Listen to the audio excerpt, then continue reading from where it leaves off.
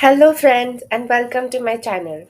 In this video, we will see electric vehicle classification and their electrification levels. Let's get started. Now, first of all, see the introduction to electric vehicle electrification. What is vehicle electrification? Vehicle electrification is the process of powering a vehicle by replacing vehicle components that run on conventional power sources with components that run on electricity. In general, vehicle electrification focuses on electric propulsion and its auxiliary systems, such as onboard and external charging systems, and wireless power transmissions also. Vehicle electrification also covers many other aspects of vehicle functionalities that exist in conventional non-electric vehicles, such as electronic power assisted steering, electronic stability program, electronic traction control, intelligent light system, smart electromagnetic suspension, all-wheel drive, airbag deployment system, and many more. Now, let's see the drivers of vehicle electrification. The main drivers of vehicle electrification are the reduction of pollution, the development of new intelligent transport systems, and ultimately the lack of fossil fuels. Conventional gasoline vehicles are only around 17% to 21% efficient, while electric vehicles are between 85 to 90% efficient. In addition to the internal combustion engine, there are other mechanical, pneumatic, and hydraulic powertrains in conventional vehicles. These mechanical, pneumatic, and hydraulic systems are bulky, heavy, and less efficient than electric systems. So, electric systems are the most efficient because they can be monitored and communicated more efficiently than other systems, which means they can be optimized and controlled for efficiency and performance. Right?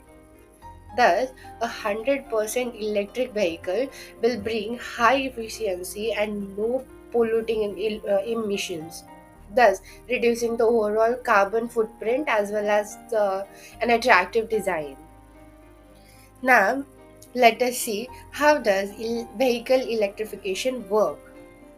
So, the fundamental and key goal of vehicle electrification is to replace gasoline engines with electric propulsion systems.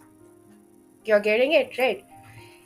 So, in an electric drive system, the traction battery uses the energy stored there to drive an electric motor via an electronic power controller.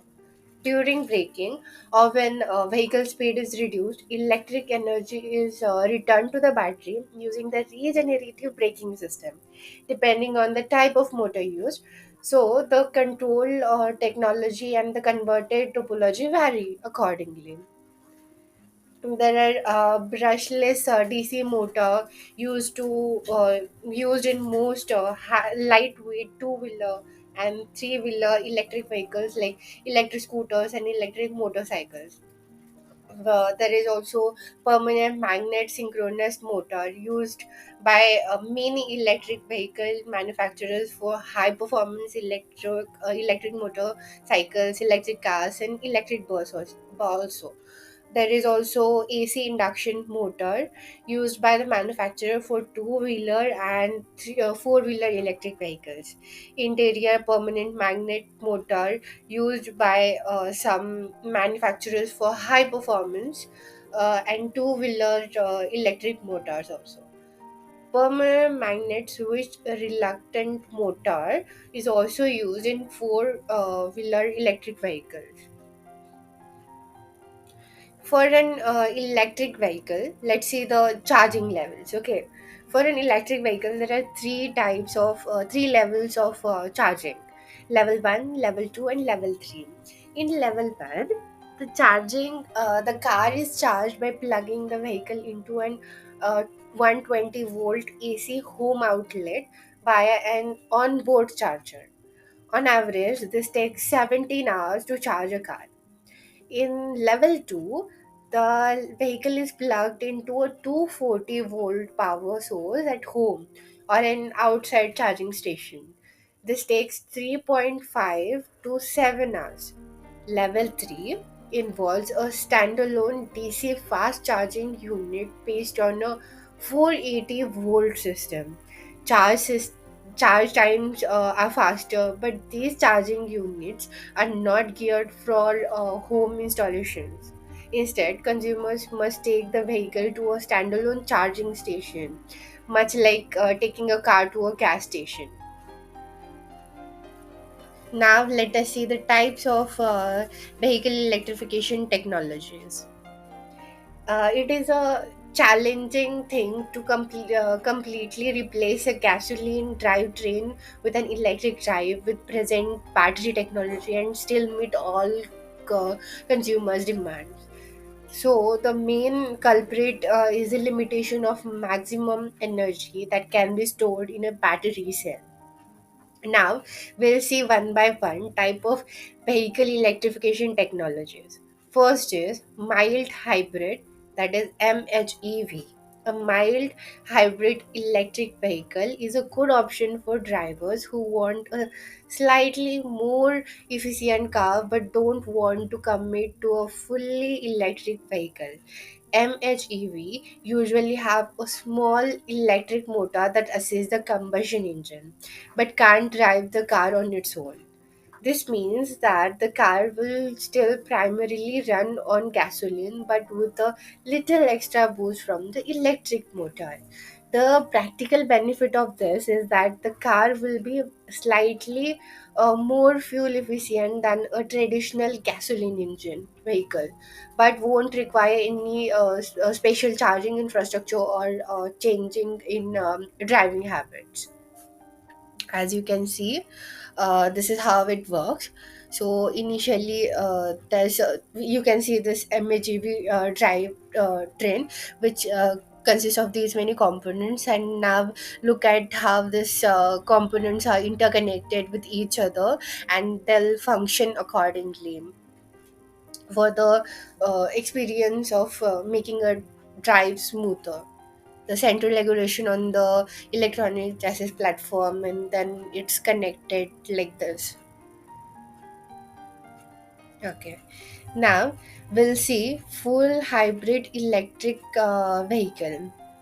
So it is similar to MHEV only, but have a larger battery and electric motor than that can drive the car on its own for shorter distances only.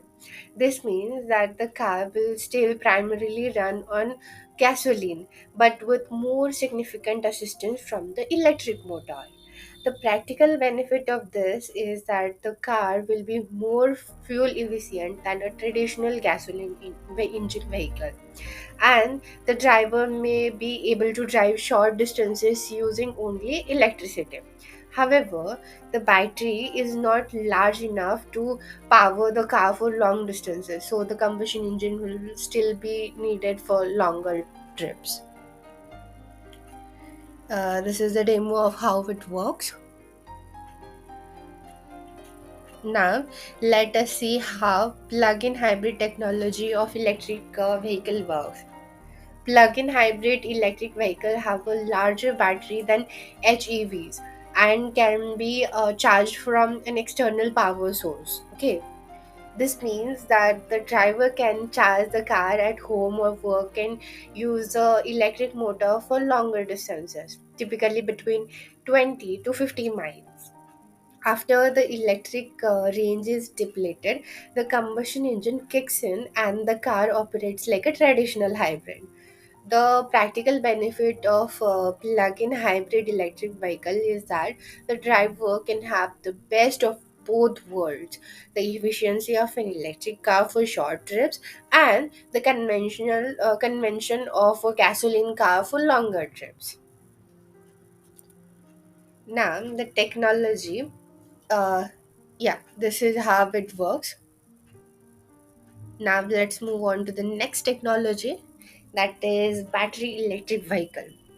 This technology ran entirely on electricity and have no combustion engine.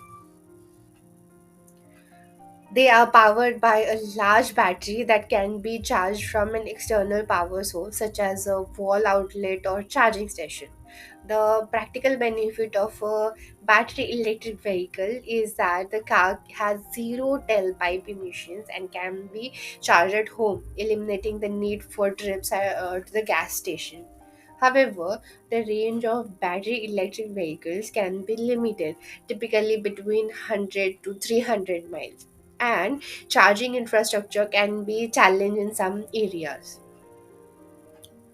Now let us see fuel electric vehicle.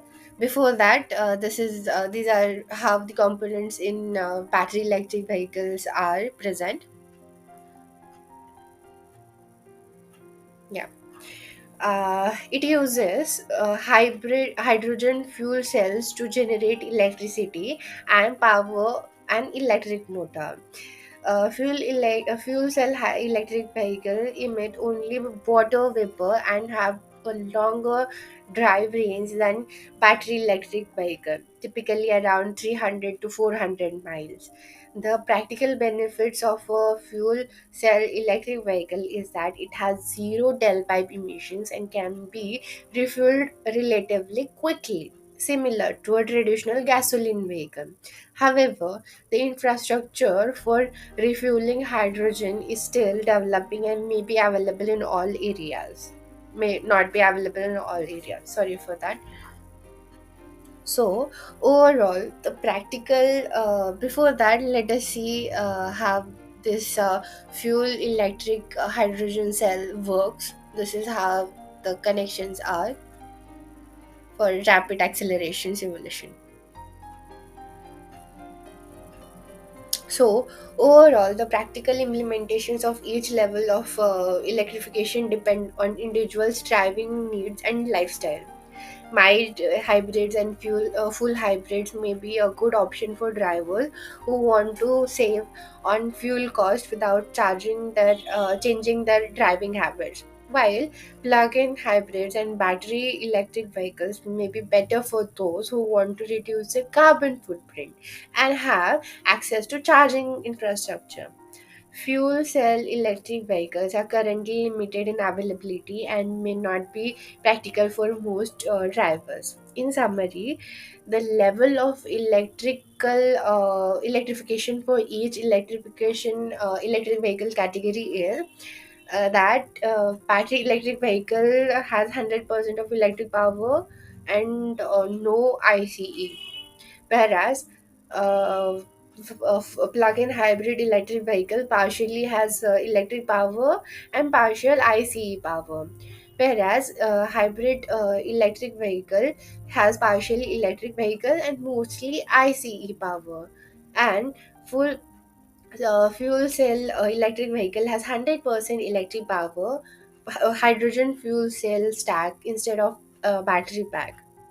So this was the summary, and thank you for watching this video. I hope you find it informative and enjoyable.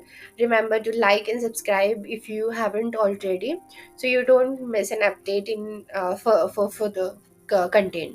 Also, if you find this video helpful, please consider sharing it with your friends and family.